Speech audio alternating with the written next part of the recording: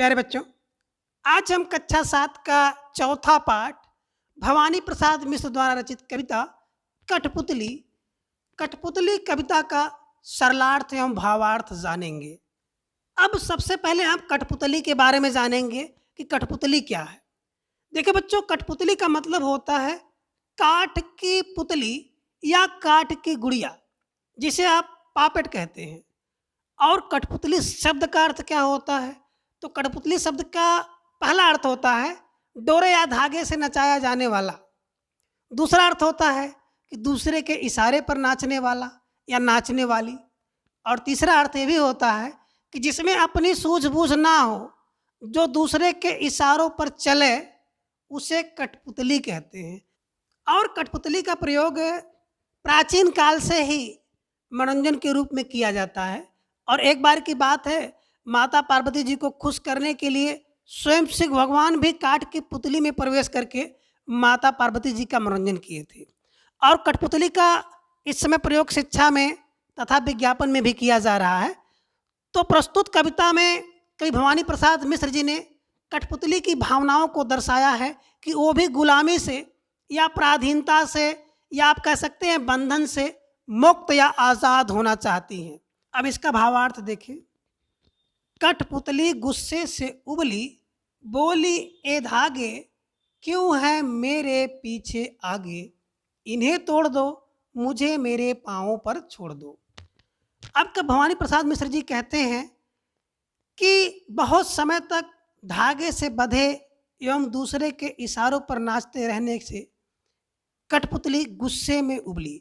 कठपुतली गुस्से में आकर क्रोधित होकर के बोली ए धागे, बोली कि ये धागे क्यों हैं मेरे पीछे आगे, अर्थात ये धागे मेरे आगे पीछे क्यों बंधे हुए हैं, इन्हें तोड़ दो, इनको काट दो, इन धागों को तोड़ दो, मुझे मेरे पाँव पर छोड़ दो और मुझे मेरी स्थिति पर, मेरे हालात पर छोड़ दो।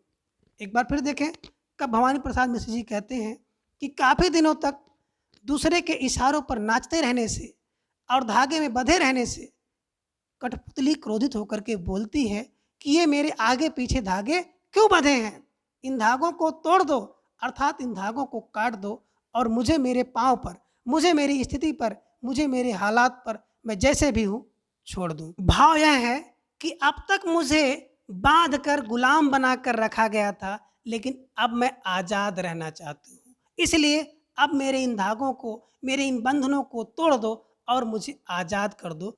अब अगले पद का भावार्थ देखें। सुनकर बोली और कठपुतलियाँ कि हाँ, बहुत दिन हुए हमें अपने मन के छंद छुए। सुनकर बोली और कठपुतलियाँ कि हाँ।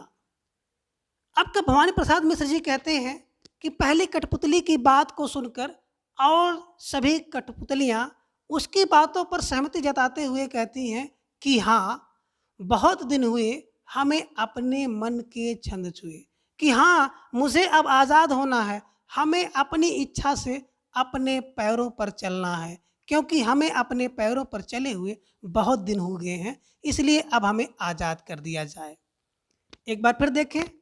सुनकर बोली और कठपुतलियाँ। कई भवानी प्रसाद मिश्र जी कहते हैं कि पहली कठपुतली की बात को सुनकर और सभी कठपुतलियाँ कहती हैं कि हाँ, हमें भी अब आज़ाद होना है, स्वतंत्र होना है, क्योंकि बहुत दिन हो गए हमें अपनी इच्छा से अपने पैरों पर चले हुए बहुत दिन हो गए हैं, इसलिए अब हमें आज़ाद होना है, इसलिए अब मेरे बंधन को तोड़ दिया जाए, मेरे धागे को काट दिया जाए। अब अगले पद का अर्थ देखें।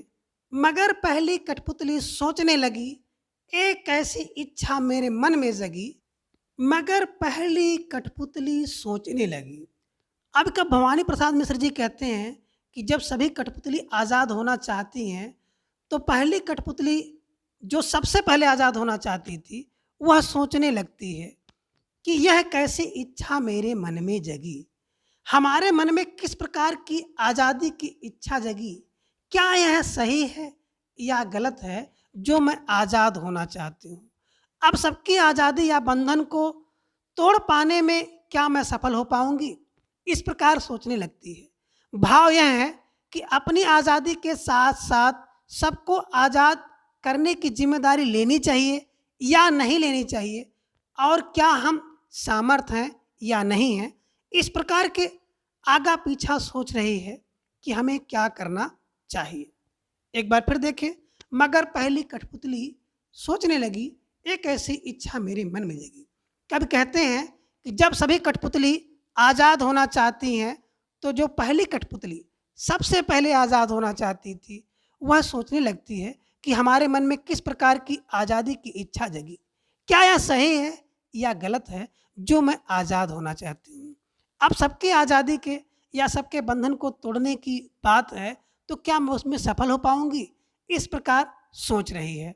भाव यह है कि अपनी आज़ादी के साथ साथ क्या सबको आज़ाद कराने की जिम्मेदारी लेनी चाहिए या नहीं लेनी चाहिए, और हम क्या उसमें सामर्थ हैं या नहीं हैं, इस प्रकार का आगा पीछा सोच रही है कि हमें क्या करना चाहिए, क्या नहीं करना चाहिए। तो प्यारे बच्चों, आज की क्लास से बस इतना। अगली क्लास में हम लोग इसका शब्दार्थ और प्रश्नोत्तर के बारे में चर्चा करेंगे। तब तक के लिए थैंक्स फॉर वॉचिंग।